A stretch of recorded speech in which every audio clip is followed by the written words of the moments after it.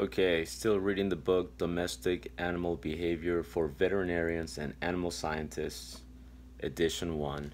One very interesting thing that this book touches on is, I guess not so interesting, but to your average person who's not aware, is that animals do masturbate, right? Dogs do masturbate. One of the things that people don't realize is that a lot of the masturbation happens with younger dogs when they're puppies, and then as they mature, they typically grow out of it, and they will occasionally still do it. Once the dog has experience breeding, that's when they become more interested in sexual behavior. It can still happen before that, but that's when they become much more interesting. The other thing too is dogs also use humping as a dominant display. It's not just sexual behavior.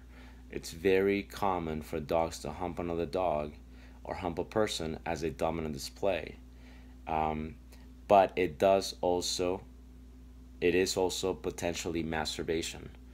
You see them do with inanimate objects.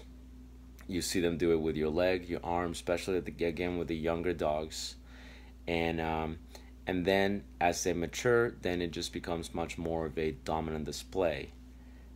Very interesting.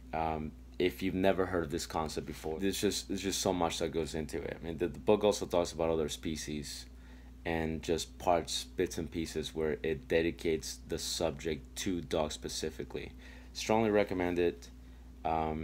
A bit on the sciencey side, and again, it's domestic animal behavior for veterinarians and animal scientists.